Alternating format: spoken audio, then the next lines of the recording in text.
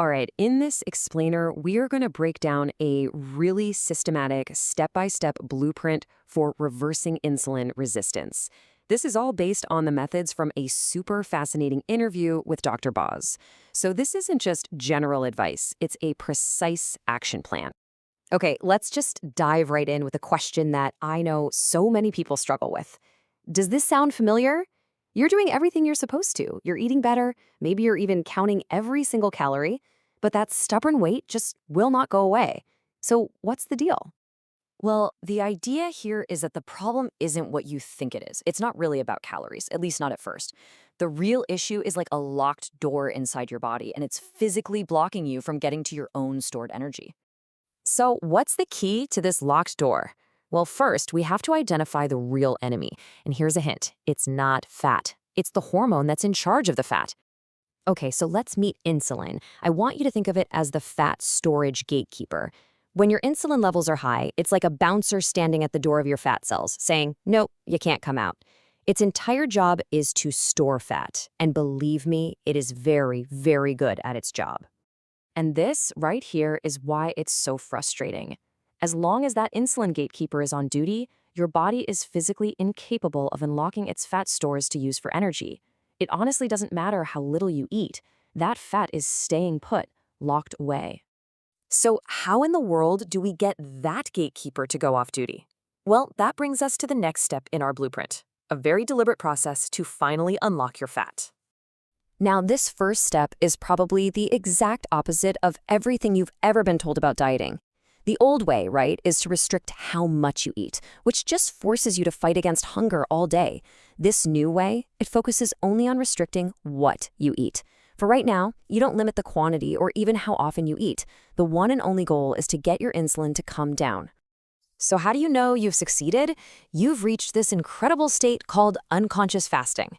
This is that moment when you look up at the clock, it's 3 p.m., and you suddenly realize you totally forgot about lunch, and you're not even hungry.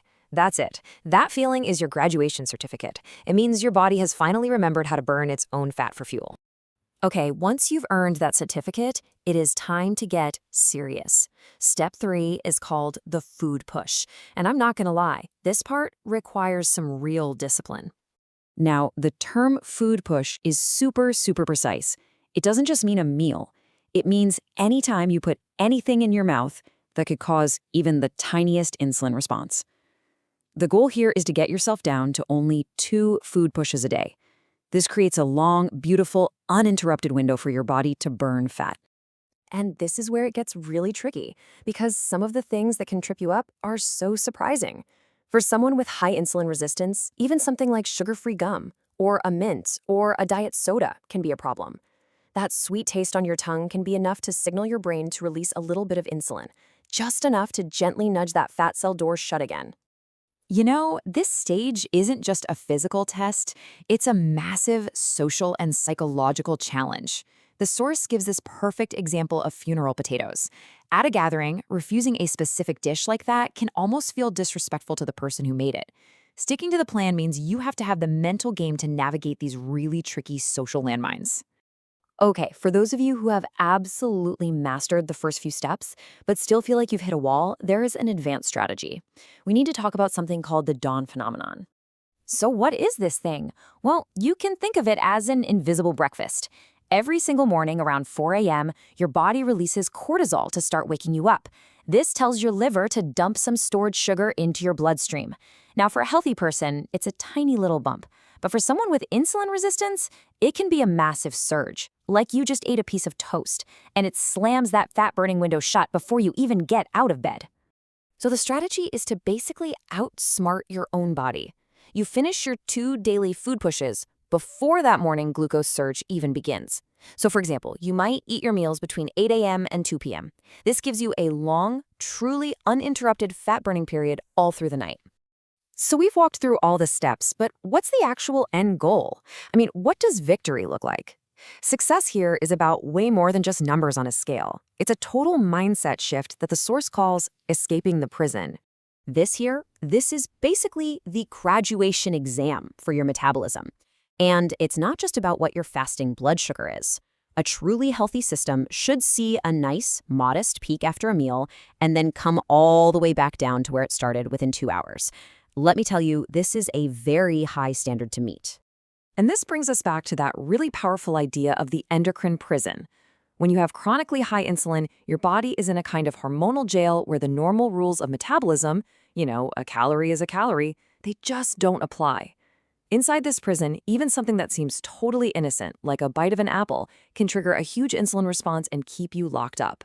Now, when people are faced with this reality, the very first question they ask almost always comes from a place of loss, of deprivation. It's kind of like a recovering alcoholic asking, "So you mean I can never have a beer again?" The whole focus is on what's being taken away. But the perspective of someone who has actually escaped the prison is completely different. Their answer is, yes, and my life is so much better now. See, their focus isn't on the one thing they can't have, but on everything they've gained. The mental clarity, the stable energy, the amazing health. It's a total shift from feeling restricted to feeling liberated. Let's wrap up with one of the earliest and maybe one of the most overlooked warning signs from the source material. If your fasting blood sugar is 95, that isn't just pre-diabetic or, oh, it's fine. The thinking here is that number is your body sending out a very early distress signal. This whole blueprint, from unlocking your fat all the way to escaping the endocrine prison, it's really about learning to become an expert researcher of your own body. It's about learning to notice those small signals before they become big problems. So the final question really is, what signals has your body been sending you?